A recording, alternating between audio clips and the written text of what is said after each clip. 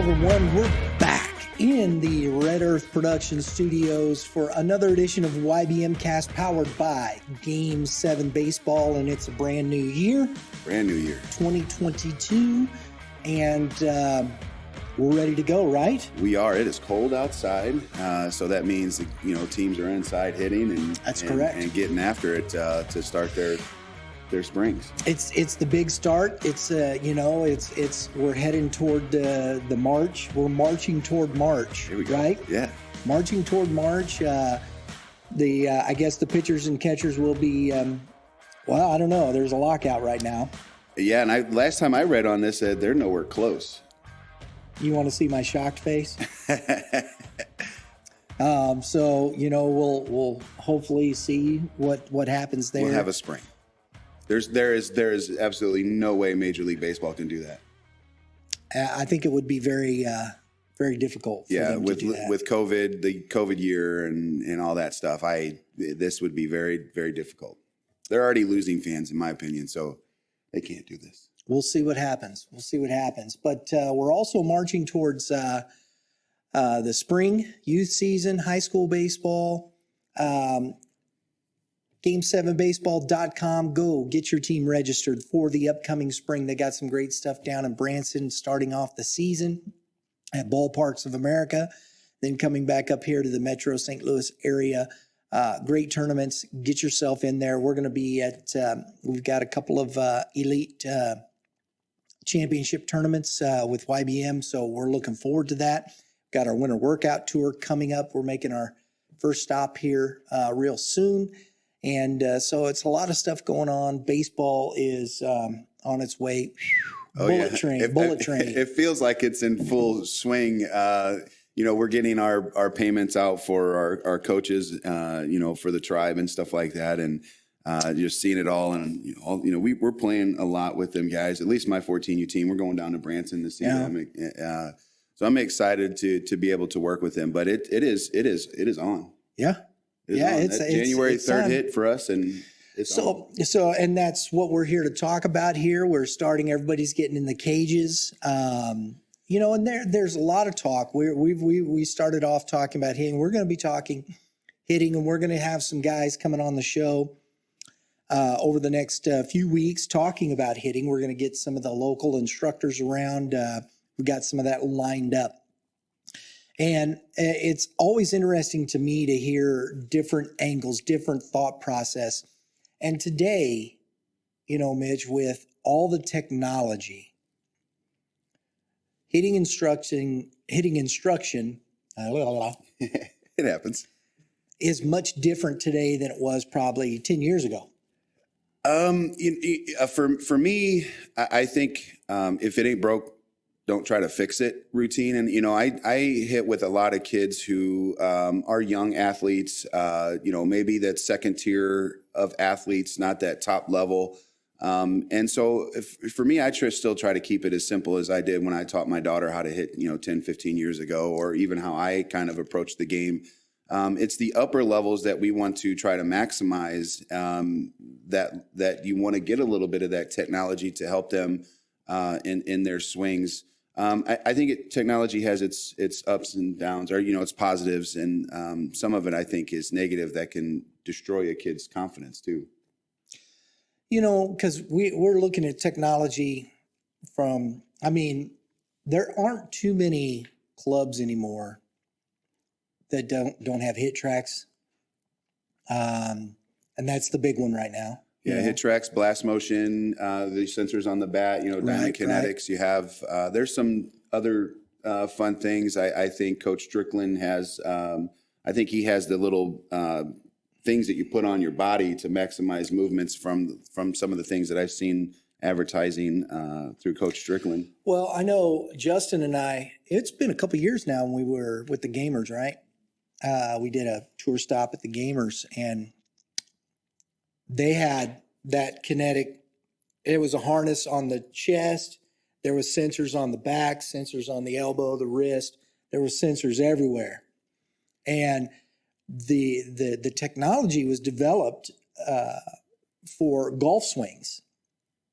And the gentleman that designed it, then moved it over for baseball, and they've been using that. It's been a couple of years ago that we saw this in their facility, and I mean, just the motion they were using that, and you could see it. You could see your swing path, and it's amazing. It really is. The technology of it is amazing, but I mean, that's advanced baseball, isn't it? Yeah, and I think it's for those types of kids too, and that can understand that. And if you have, for me, I can't go that deep. I don't understand that. If somebody walked that in front of me, I'd be making stuff up, trying to work through a lesson. That's a little too much for me. But I don't have those athletes like that. I mean, I have a couple of players that are next level, but again, we keep it simple. And isn't that the point? Yeah. I mean, and if we're talking here, and I love that, I'm gonna bring this to you, because when parents see stuff like that, they go, "Oh man, I want that for my kid," boom, boom, boom. But is your athlete at that level? That's a whole nother conversation. I mean, that starts with the I think very that first is the things. conversation, though, isn't it? Absolutely. I mean, the thing that for me, I struggle with dealing with young athletes just because I the ability to coach high school baseball and college sports has been tough on me to go back and coach 9 and 10-year-olds, because I'm trying to relearn how to dumb things down, change some things up so that I can help them. Right. And it's a matter of relating to that 9-year-old and his capacity to understand the language behind it, right? 100%. And so I'm not ever going to put a kid like that on there. But let's say I have this 14-year-old kid, like we've talked about it numerous times here. I have that Chambers kid that I'm hitting with, and he's been recognized already as one of the top kids in the area. He gets it. I could take the technology to him and he understand it. He won't over evaluate the information. But the reason they came to me is because of the mental side. That's what I'm best at. That's what I'm best at teaching. Right. So I try to stay away from those types of things and selling them, because it always changes. And for a kid that's not athletic enough, he's not going to get in an athletic position to hit. And I think sometimes we're pushing the envelope a little bit. You see an 8, 9, 10-year-old with the hit tracks and the things like that. And physically, there's very few kids at that age that can deal with those things. Yes, I know they put them into situations where it is and it shows them how strength and whatnot, but does it take away the opportunity of just the basic structure of teaching just a basic mechanic to where the kids are trying to do more than what they're capable of? Yeah, especially at a young age, I think that could happen. What we use hit tracks for on our younger kids is to go up there and just hack away. I mean, trying to, we set it up to where you can hit at Busch Stadium or, in Fenway Park, and the field's set up to, 170 feet, and we have a 10-year-old kid trying to hit bombs in there, but we don't do it for a mechanical thing. They have a camera on there that you can, video record the athlete and then draw on the actual screen. It's touch screen. And you can give that information. So sometimes visually, maybe if you have a young kid that's 10 that gets it, you could say, hey, this is what we want. We want that good degree back here. And, you can draw your degree angles, and it can help him visually see that. I don't think you want to get detailed into it. You want to try to still keep it as simple as possible. And I think that's where it works, is if we keep it simple, because for the most part, that's the 95% of the athletes we're dealing with don't need that. Yeah. They need somebody throwing BP to them twice a week. They need the reps. They need more of that than they need maybe even coaching, because at the 10U level, what happens when they're 11 and 12? Our son, they go through growing pains, and all of a sudden they shoot up in height, and they don't know how to operate their body for a year and a half. I think there's something to be said in a simplistic thought process. When you have an 8, 9, 10, even maybe 11 year old player, where we have these cliches that we say, and I understand they're cliches to a great degree, but there are things that have been always kind of there that are very simplistic. And, we say, see the ball, hit the ball, right? Well, to me, I think that is the basic fundamental thought process to anything. When you can't see the baseball hit the bat, and if you've played baseball at all, if you understand the thought process, if you've been there, you know, when you swing and you get that groove and whatnot, you see the baseball right off the bat. Oh yeah. I mean, that visual is there. And that understanding of seeing that ball, seeing that movement, seeing that groove, how do you keep that thought process simplistic enough in a 9-10-year-old to where you can then grow that player? Because if you're not looking, if you can't see the baseball to hit it, and I think there's a lot of kids that just don't have that eyesight, that ability, because we talk about that, the level. That's why I think some of these training tools that are used today for eyesight, hand-eye coordination and whatnot, are they capable of that level? Because once you start seeing speed, once you start seeing velocity, that's where that really comes in. And can you really see the ball, bring your hands, that whole movement of things, that basic idea of see the ball, hit the ball. Yeah, you know, there's a couple of things. I have a few pet peeves as a coach on the field, and I'm going to bring this up. Just it's kind of random here. The amount of foul balls we hit and like that are straight back, and we take off sprinting and have no idea where the baseball is going. Right.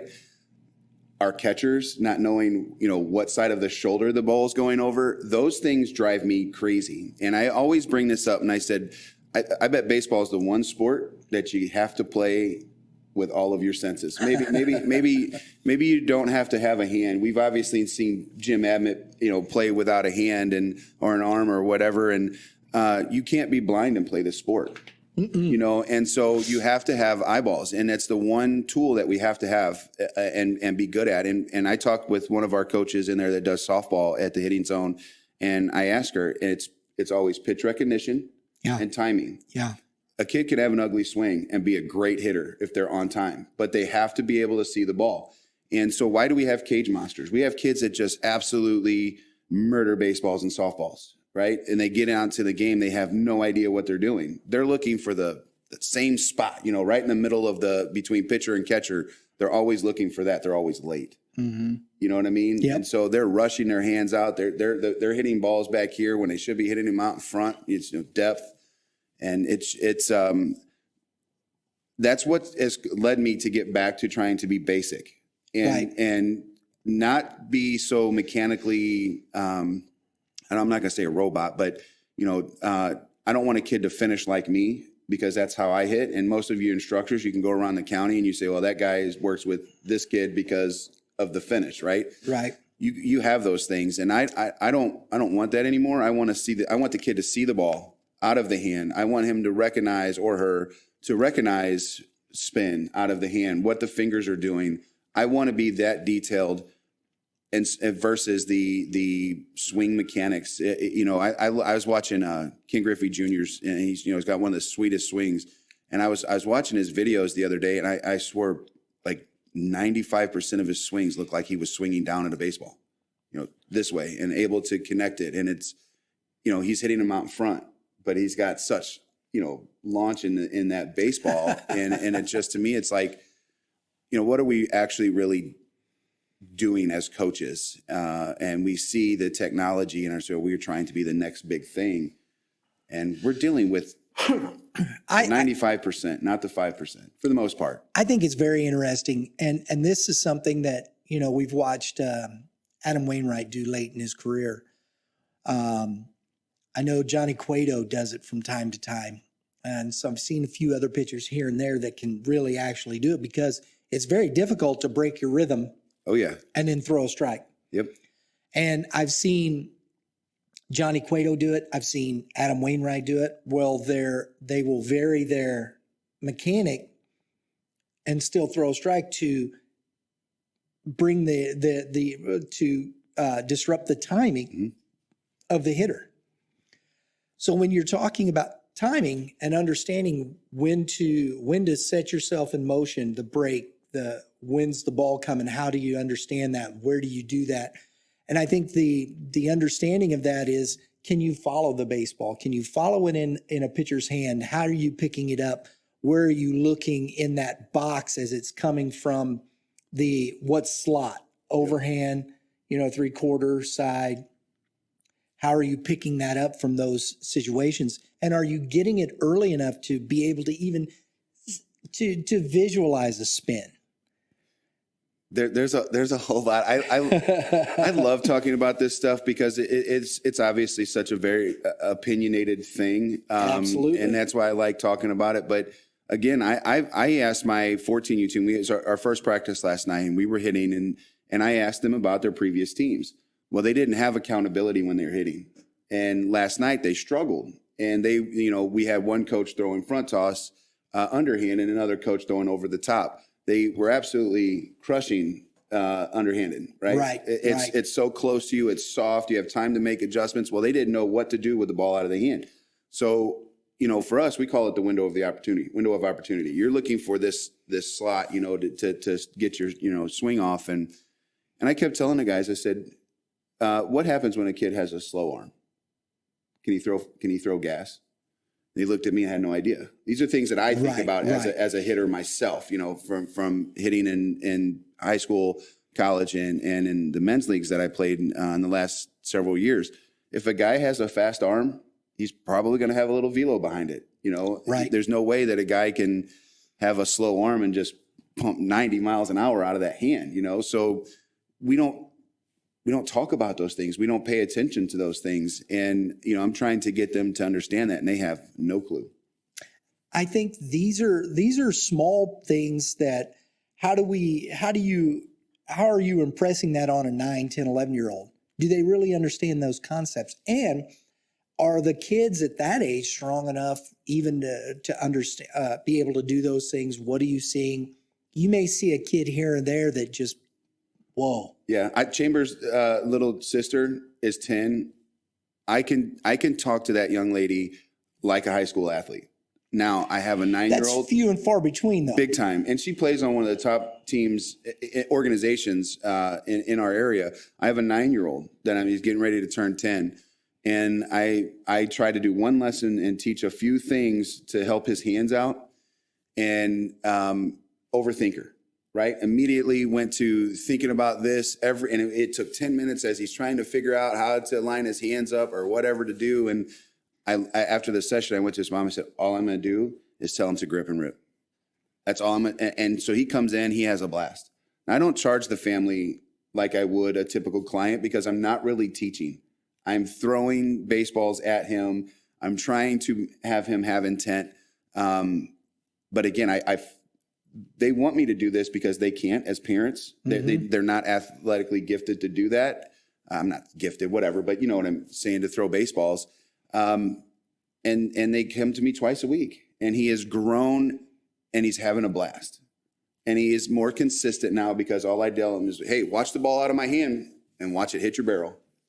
See, and that goes back to that simple thing, and maybe that's where he needs that. And as he grows as a player, does he get that? And are we seeing and recognizing some of these things?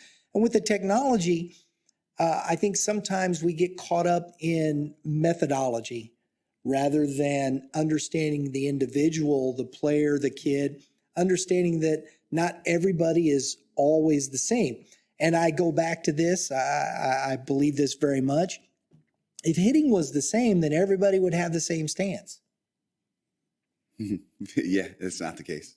And nobody does. You see guys with similar stances and whatnot, but Rod Carew.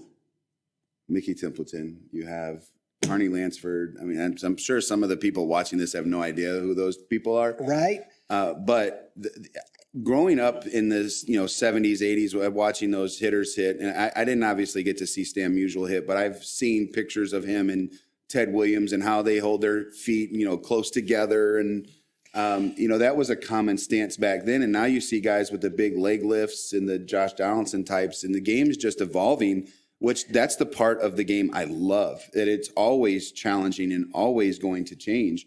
And I think it's good because we're trying to maximize things. Sure. But again, those are the elite athletes of the world that are doing these things. I happened to catch Pete Rose on MLB with A-Rod. Was it A-Rod? No. It should have been like Sean Casey, I think it was. Maybe No, it was Harold. Frank Thomas. It was Frank Thomas. Maybe it was... I thought Sean Casey was on that one. No, too. this was just recent here. Pete Rose talking. I know he was talking to Frank Thomas. It was A-Rod. Are you talking Aaron, about when he was in and out of the box? Yeah, and he Yeah, said, he goes, he says, I think one of the misconceptions people say, changing your, he says, you never change your swing. He says, you move up in the box, you move back in the box, you move up toward the plate, back off the plate, this, that, depending. He says, that's what I always did. And I thought that was an interesting take on how you make adjustments. And I think we're always kind of tinkering with the swing here and there. You see guys tinkering with mechanics, this, that, and whatnot. And Pete made it real simple. No, my swing's the same. I'm going to swing. And, I get 4,200 hits later, It's funny because as I watched, I remember seeing this on television and I'm thinking to myself, I cannot do that. I can't move up, back in a box, because I wasn't good enough to change my timing, because obviously if you move back, it's going to be a little bit different. But his explanation was from that. And that's something that was amazing. You could tag to this video is that link that's on there for people to see this and the way that he talked about, because if he was out in front of a baseball, what would he do? Or if he was behind, right. That's when he moved in and out. And he talked a little bit about choking up. Those are things that it's. I love that one. I think it was Frank Thomas and A-Rod. I think Sean Casey might have been the one with Josh Donaldson or Freeman or something. But those are the some of the top hitters. Obviously, you have Pete Rose, but just listening to it, I could not move back, so I'm laughing at it. I'm going, I can't do that. I won't teach that because it's not my thing. And here you got the hits leader, telling people to make this kind of adjustment. And you're right, though. What happens when I got a kid that's 0 for 10 and he's out in front of everything? The first thing I do is go, hey, let's change your mechanics. Right. And we go back to the lab, and here we are. I'm like, okay, let's get a toe tap, a toe tap. Let's do a leg kick. Let's do a no stride. Here we are trying to fix things because the kid's struggling and he's mentally can't get it, and he's in that hole. Right. He can't get out of, and what should we be doing? Maybe it's just a box adjustment. It could be. Right. Maybe that's the kind of kid that needs to move in the box, and instead of trying to change him mechanically, and getting back to some of that video stuff doesn't help that. No. Right. And so that's not where we should use videos. But video sells.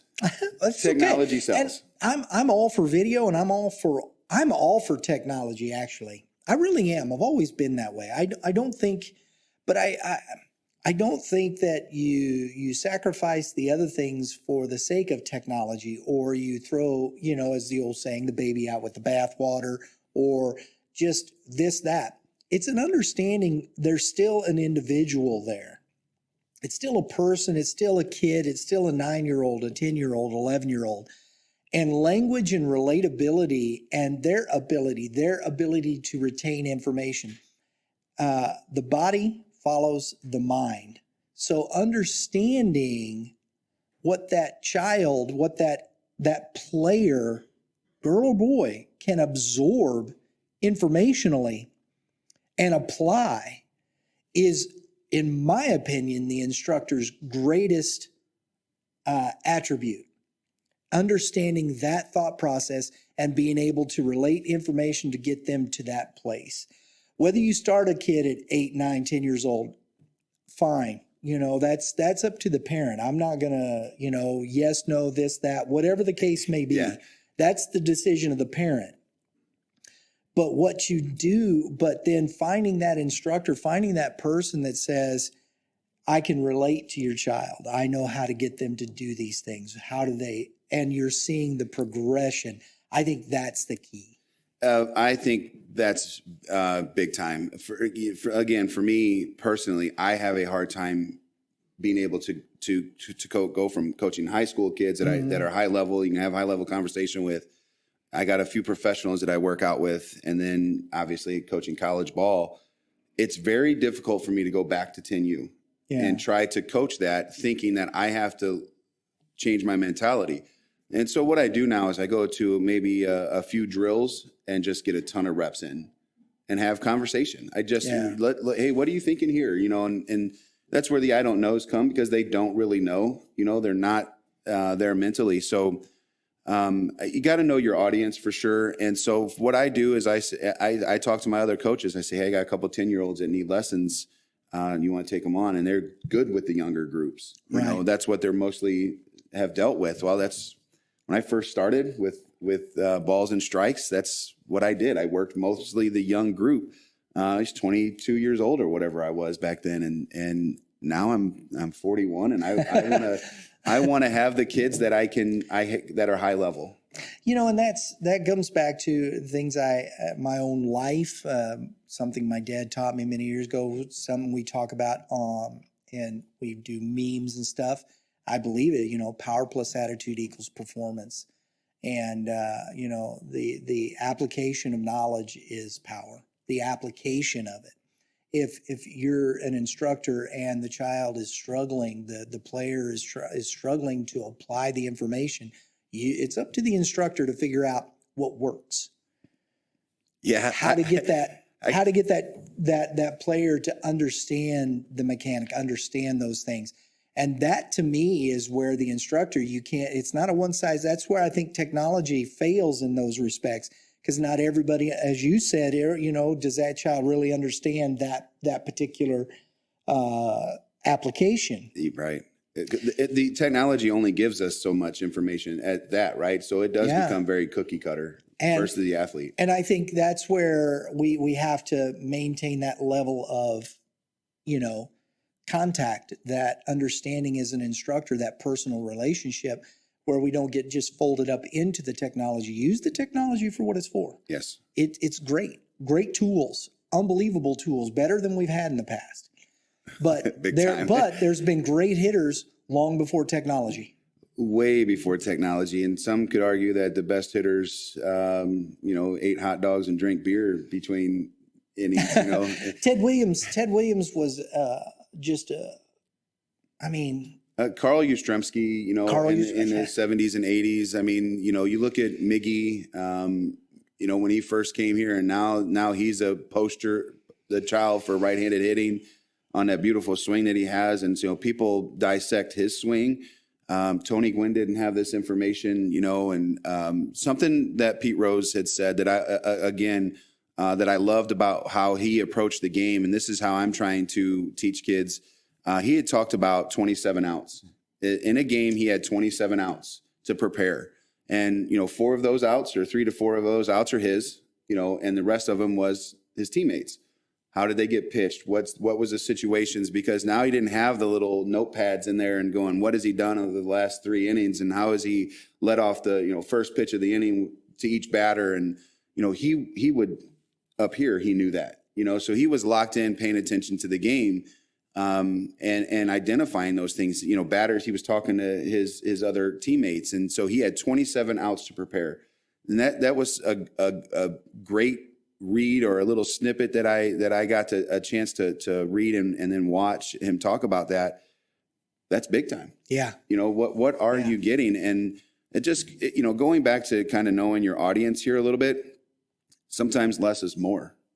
And I've learned that, adapting to a kid. Yeah. And so I can't tell that kid about the 27 outs. He might not have an idea why there's 27 outs, because they only play 2 or 3 innings a game. So, for that kid, it's like, deer in headlights kind of thing. And I literally have kids that I probably say 6 words to in a lesson, and we do a couple of drills, and that's it. And they're efficient. I'm not going to say that we grow a ton, but they're efficient. And so I feel okay charging the families, for those lessons. But I'm also super honest and saying, listen, I've noticed that the less that I talk, the better that the athlete does. Are you okay with this? Because if again, I'm selling the parent, most of all, I'm selling the parent.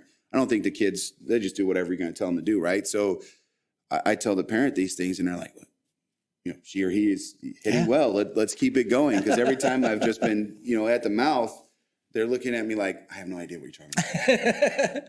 And I'm like, you know what? You're right. So I stopped preaching so much. And next thing you know it, they're doing everything you wanted to do 2 weeks ago. Yeah. And so you like, okay, you got to pay attention, and that's what I love about this is that I could have 4 clients in a night, or in 2 hours or whatever. And all 4 of them are very different. There'll be a male, a female, they're athletically different. It could be a 18-year-old to a, 12-year-old. And I have to know the athlete. And I think it's going to be fun talking over the next little bit with some other instructors, and we're going to get some more guys on here and bring in some other opinions and look at this, because I think this is an important subject. I think it's something that parents, people that look at this, how do we understand moving forward? And if you're looking for an instructor, what do you look for? What do you want to see? And I think the biggest number one personally is, how do you engage? How is that instructor engaging with your child, with your player? Are they getting it? Are they understanding it? Oh yeah. And that doesn't mean that person's a bad person if they can or what. That has nothing to do with it. It's finding that right fit. Oh and yeah. That's what matters, because not everybody fits with everybody. I'm intense, and just in general, I get out there and I'm intense, and that we have these moments in there, like they call them Mitch moments, to where I'll have a group of athletes, or maybe it's just one, and I just get off on this like mental toughness thing, and I start chewing a kid out about, giving me the I don't know reasons when they're 15, 16 years old, and they know their bodies, and, they come in and I said, it was the last time you hit. Oh, 2 weeks ago, coach. I'm like, well, this is why you're bad today. Yes. And then they look at me and they give me that look, and I'm like, I just start letting it fly. But that's me. That's what I am as a coach. I'm intense. I'm going to be that pusher. I don't need to have music in my ear to hype me up to be ready for an at bat. That I'm not that kind of guy. So I don't walk in there to hype a kid up. No, you're going to walk in there and you're going to, excellence. I didn't know if I could say that on the air. So you're going to pee excellence, when you come out, it's going to come out hydrated, but gold. And this is what I want out of my athletes. And that's what they pay me for, right? Is to I don't want to be just, let me make sure mom who's sitting over there watching, make sure that she loves this guy that's sitting over there being nice to his kid. No, we are here to work baseball and softball. You're lucky if you get to the next level. There you go. There it is. Right? There it is. Yeah. There it is. I love this stuff. I love opinionated things, and so obviously, no, yeah. Stop it. Get out of town. This thing is especially when we get another coach on here, and we might be able to get a little back and forth on what they think. Yeah, for our youth is going on. And that's the thing. We want to bring the discussion in, and I think there's so many other opportunities, because there are so many different styles and thoughts on hitting, instruction, hitting period, and what gets that to that next point. So I think it's going to be a lot of fun. We're looking forward to it, guys. Thanks for joining us today, Mitch. As always, man. And Happy New Year. Yeah, Happy New Year to you too. 2022. It's an even year, so the San Francisco Giants are probably going to win the World Series. Stop it. Ugh. Well, I'm just saying, it's an even year. Not the Giants. The 10, 12, and 14 or something, wasn't it? I was so glad to see. No San Somebody else Francisco win? Giants. I have no idea what I'm talking about. Hunter Pence ain't there anymore. Talking about an ugly swing. But he got it done. I didn't mean to lead it in. I'm not sure if this is like a salmon color or orange, and so I just kind of went with I don't know what I was going with. It's something. I just woke up. We don't care. Yeah. Hey, all you pitchers, keep throwing strikes. You hitters, hit them where they ain't. That's good advice. Oh, and almost forgot. Subscribe. Hit the subscribe button. And hit the dinger, because that's what we do around here. Doubles and dingers. Exactly. Double D's for you right there. Everybody have a great day in the Lord. We'll see you next time.